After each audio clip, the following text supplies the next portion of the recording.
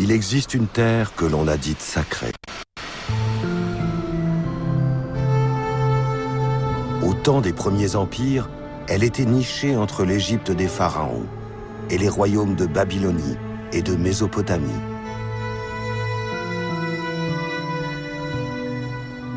Voie de passage de tous les voyageurs, route de tous les conquérants, elle était la porte entre Orient et Occident.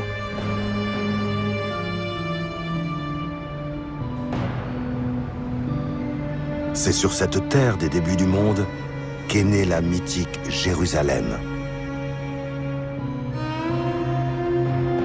Jérusalem porte l'empilement de spiritualités multiples.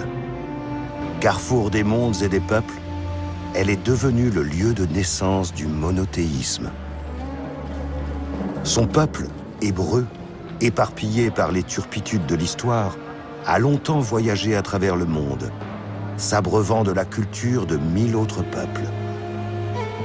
En 1948, au moment de la création de l'État d'Israël, ces Juifs revenus de leurs exils ont cherché un lieu où confier leur collection des 4 coins du monde.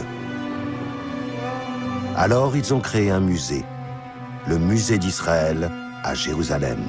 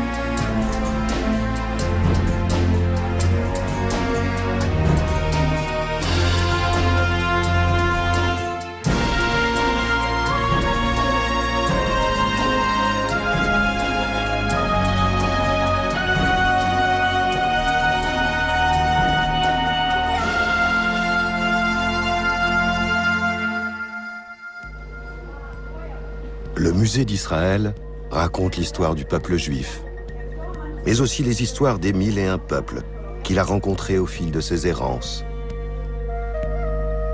Le tout forme une seule histoire, celle de l'âme humaine, à travers des collections de toutes les époques et de toutes les cultures. Inclassable et éclectique, le musée d'Israël est universel. 1 million de visiteurs par an découvrent ici l'héritage de civilisations disparues et le destin des hommes et des femmes qui les ont façonnés. Parmi eux, il y a 3000 ans, une femme a eu un destin hors du commun, qui a fait d'elle, femme parmi les femmes, la première reine de Jérusalem et l'a fait entrer dans la légende. Mon nom est Bethsabée, aux visiteurs. Et avant toute chose, comme le dit notre tradition judaïque, béni sois-tu lorsque tu entres ici, et sois béni encore lorsque tu t'en iras. Je vais maintenant te raconter notre histoire, ô mon hôte. Mon mari était le roi David, le créateur du royaume d'Israël, et son étoile brille encore pour avoir uni un peuple à une terre et à un Dieu unique. Et voici comment tout a commencé. C'était au tout début du monde, au moment où les premiers hommes ont été touchés par la conscience du divin. C'était longtemps avant ma propre histoire, cher hôte. Mais écoute-la, elle est celle de mon peuple, le peuple des Hébreux.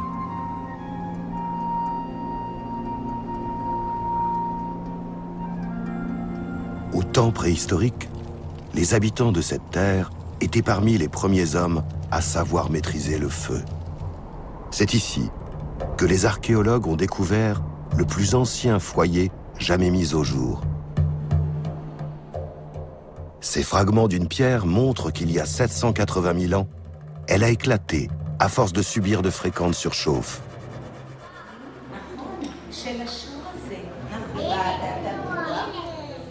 À l'époque où Homo sapiens sort de l'Afrique pour conquérir le monde, Néandertal fut une Europe devenue glaciale. Les deux branches ancestrales se rencontrent ici, au carrefour des mondes.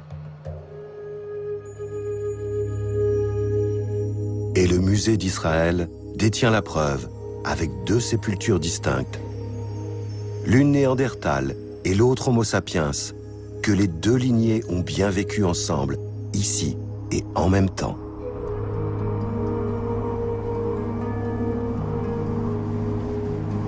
Dans ces brumes lointaines des débuts du monde, notre terre était déjà une terre de rencontre.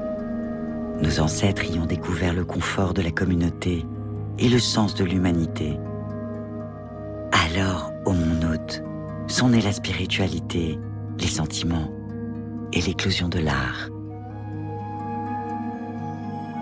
Le musée d'Israël expose la plus ancienne preuve de création artistique jamais découverte au monde. Il s'agit d'une Vénus en pierre de lave, qui date de 233 000 ans. C'est près de 150 000 ans avant les premières peintures des grottes.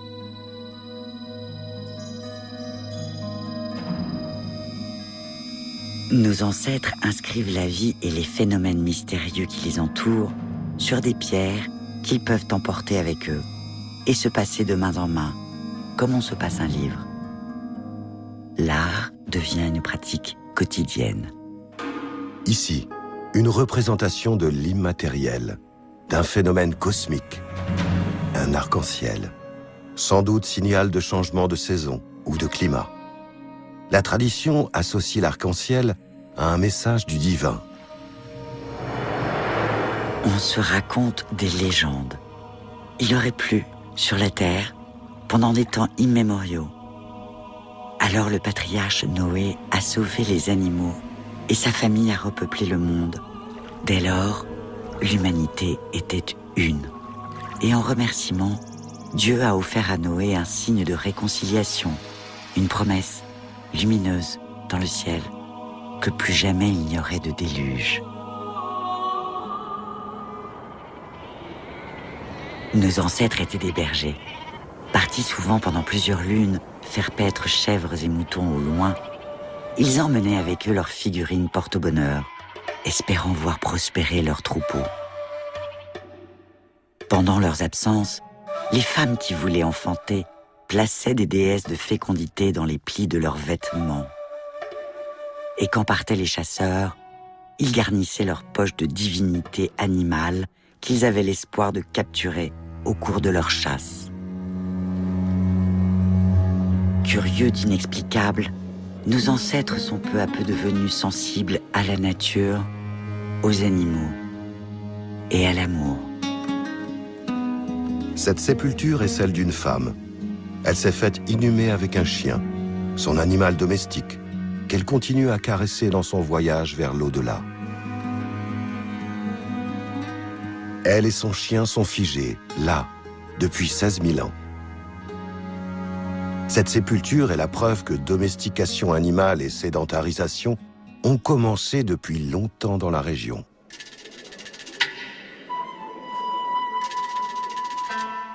Notre peuple s'enracine. Maintenant, hommes, femmes et enfants gardent la mémoire de leurs ancêtres. Dans les familles, on se répète les noms des plus illustres et l'on apprend à distinguer sa lignée de celle des autres. Les clans s'organisent. Il devient nécessaire de délimiter les territoires. Alors les fils prennent les crânes de leur père. Ils les enduisent et les décorent.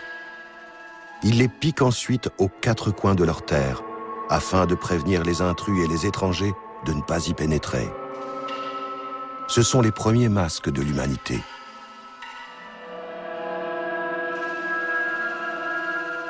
Avec le temps, les masques ont fini par symboliser les esprits de nos morts. Ils servaient au rituel magique et au culte de nos ancêtres pendant les funérailles. Peu à peu, les vivants posent les visages stylisés de leurs défunts sur leur cercueil. Les sépultures prennent forme humaine.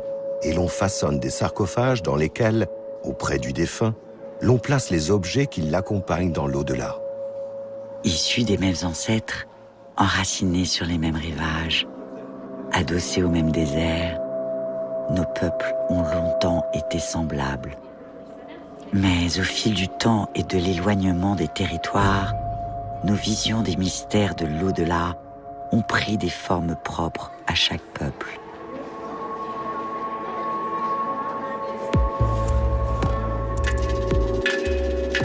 Entre 10 000 et 5 000 ans avant notre ère, de leur côté de la mer Rouge, les Égyptiens divergent vers une spiritualité axée sur la vie après la mort.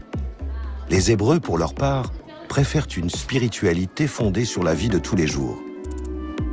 Les Égyptiens édictent des lois pour la vie éternelle, les Hébreux se donnent des règles pour la vie sur terre.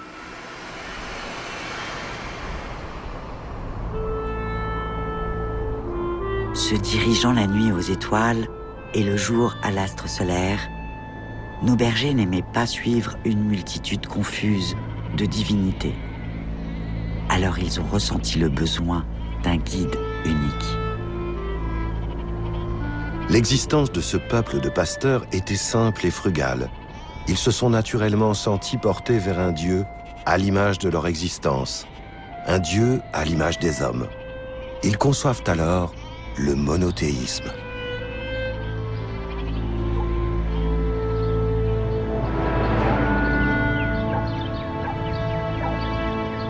Au moment où mon époux David devient premier roi des Juifs, il fait un rêve. Construire un temple au seul Dieu. Une manière de faire de son peuple un grand peuple, uni à sa terre par la bienveillance du divin.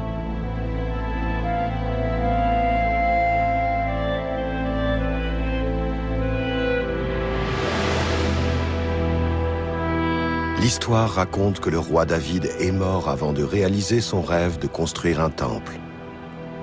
Et l'on pourrait croire que l'existence de ce roi et de son épouse Bethsabée, comme nombre de personnages chantés par l'histoire, ne serait que légende ou tradition biblique. Or, grâce à une pierre gravée, le musée détient la preuve que le couple a bien vécu vers 1000 ans avant Jésus-Christ. Sur cette pierre, le nom de David et de sa dynastie sont bien mentionnés. Ce roi et sa reine Bethsabée ne sont donc pas des personnages inventés par l'historiographie pour soutenir un récit fondateur. Ils ont eu un fils, dont le nom retentit à jamais dans l'histoire des hommes, le roi Salomon. C'est lui qui a construit le premier temple de Jérusalem. La gloire du royaume de mon fils Salomon a été telle qu'elle a malheureusement déclenché la convoitise de puissants voisins. En l'an 586 avant Jésus-Christ, les Mésopotamiens lancent une attaque sur les royaumes de David, de Salomon et de leurs descendants. Certaines batailles, sanglantes, ont été sculptées dans la pierre par les vainqueurs. Notre peuple s'est battu jusqu'à la mort. Beaucoup d'entre nous ont été exécutés sur place, d'autres torturés ou emmenés en captivité dans la lointaine Babylone. C'est ce que l'histoire retient comme le premier exode. Des dizaines de milliers de Juifs sont déportés à la capitale du roi de Babylone, Nabuchodonosor II. Le temple de Salomon est détruit et ses trésors pillés. C'était il y a 2600 ans. Personne, depuis, n'a jamais retrouvé les tables de la loi, ni l'arche d'alliance qui les abritait. Elles ont disparu à jamais.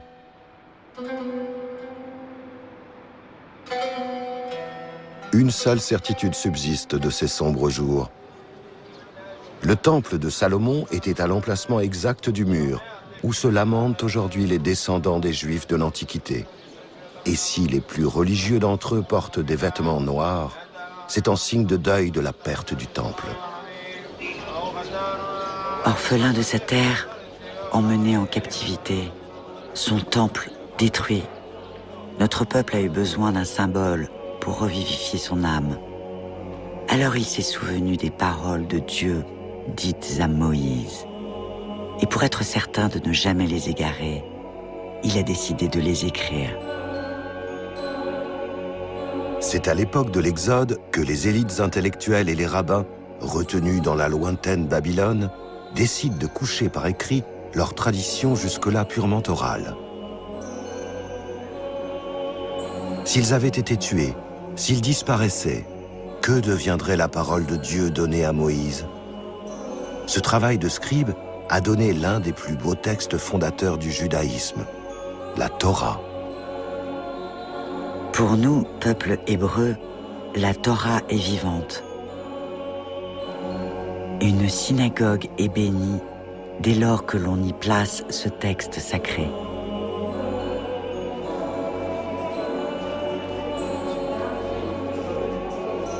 Une Torah de synagogue, telle qu'on peut en admirer au musée d'Israël, est toujours écrite à la main par des scribes. Ils recopient le texte sacré lettre par lettre, sur un rouleau de parchemin. Une seule erreur, une seule rature, une seule tache d'encre, et il leur faut recommencer leur travail depuis la toute première lettre. Il faut 1 à 2 ans pour faire une Torah. Elles ont une durée de vie de 2 à 3 siècles. Ce passage de l'oral à l'écrit amorce dès le VIe siècle avant Jésus-Christ une véritable révolution spirituelle.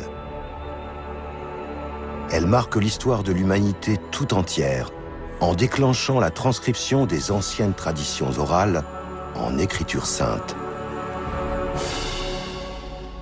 On en trouve les plus anciennes traces au musée. Nombre d'entre nous aimons porter des amulettes. Elles renferment les plus subtils de nos prières, des formules de protection ou nos vœux d'amour. Dans cette tombe, on a retrouvé une amulette que ce défunt portait autour du cou. Faite d'une feuille d'argent enroulée sur elle-même, elle renfermait une formule votive. Une fois déroulée, on peut y lire « Le Seigneur te bénit et te protège. Le Seigneur n'est pour toi que grâce et bonté. Le Seigneur te prodigue sa faveur, il te fait don de la paix. » Cette sentence, aussi ancienne que le monothéisme lui-même, est encore en usage aujourd'hui dans les rituels de synagogue. Mais elle a eu un destin plus incroyable encore, car on l'a retrouvée, inscrite au cœur de manuscrits dont la découverte a bouleversé l'archéologie du XXe siècle. Ce sont les manuscrits de la Mer Morte. En 1948, un berger poursuit une chèvre égarée et entre dans une grotte. Là, dans la pénombre, gisent des centaines de manuscrits. Ils ont été écrits entre le 5e siècle avant Jésus-Christ et jusqu'à 50 ans après lui. Leur lecture a bouleversé l'étude des origines de la Bible.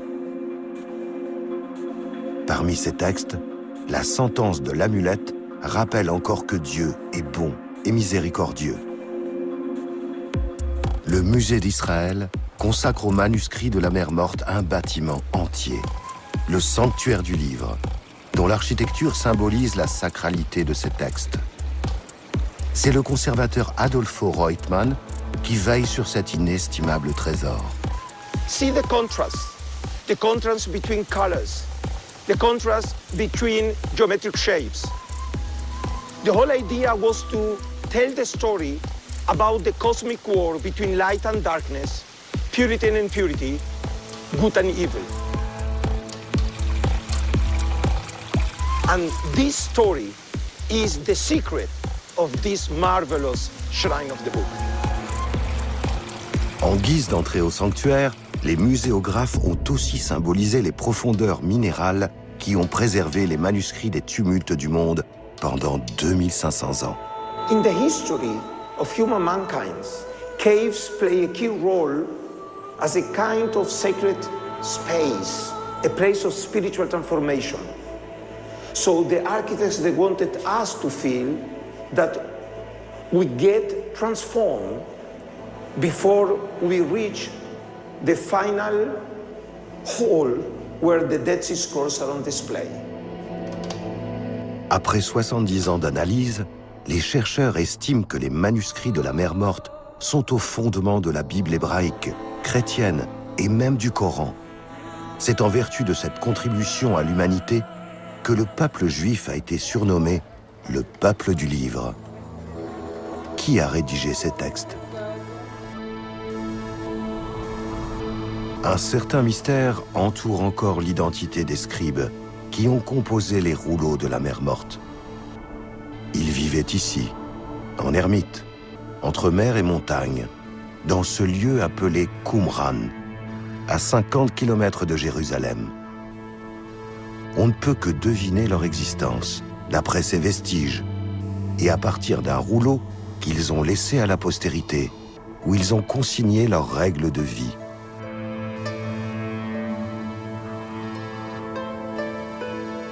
Les scribes ermites travaillent loin du tumulte des cités, car leur tâche est immense.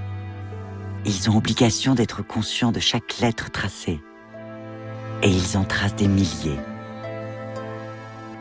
L'idée de pervertir la sacralité d'un texte leur est si insupportable qu'ils prient plusieurs fois par jour, en silence. Ils se purifient rituellement dans de grands bassins avec de l'eau venue du ciel, puis se remettent au travail dans le plus grand des silences. Une fois leurs rouleaux achevés, les scribes ermites gravissaient patiemment les montagnes pour y cacher leurs manuscrits. Personne ne sait exactement pourquoi les scribes cachaient leurs rouleaux dans des grottes. Cette précaution, en tout cas, a permis un miracle. La conservation jusqu'à nos jours du seul exemplaire complet du livre d'Isaïe le prophète. Ce rouleau inestimable est daté de 200 ans avant Jésus-Christ. The prophet Isaiah lived 2,800 years ago in ancient Israel. And this is the physical testimony of Isaiah's oracles. En son temps, notre prophète Isaïe prédit à mon peuple la venue d'un Messie, et pour la fin des temps, l'avènement d'une paix entre tous les peuples de la terre, sous la bienveillance de Yahvé, le Dieu unique. En attendant ces temps de paix, notre peuple a subi de nombreuses guerres, dont la pire a été l'invasion par Rome, la païenne. En 63 avant Jésus-Christ, Rome soumet Israël. Le musée expose une maquette de Jérusalem, où l'on découvre le théâtre romain. La ville est romanisée. Même le temple est agrandi et orné de colonnades à la mode de Rome. Dès lors, nous, Hébreux, n'avons plus été maîtres de notre destinée. Et un jour funeste, aux visiteurs, les Romains ont voulu faire entrer leur divinité païenne dans le temple de notre Dieu unique. Alors, comme un seul homme, nous, Juifs, sommes entrés en guerre contre les Romains. La révolte juive tient tête aux Romains jusqu'en 70 après Jésus-Christ. Et quand Rome finit par vaincre, sa colère est telle que les centuries détruisent le temple et rasent Jérusalem. Ses habitants sont expulsés, exécutés ou bannis. C'est la dispersion du peuple juif aux quatre coins du monde. En grec, dispersion se dit diaspora. Les rescapés ont créé, de par le vaste monde, des poches d'existence dans les pays où l'on a bien voulu les recevoir et les accepter.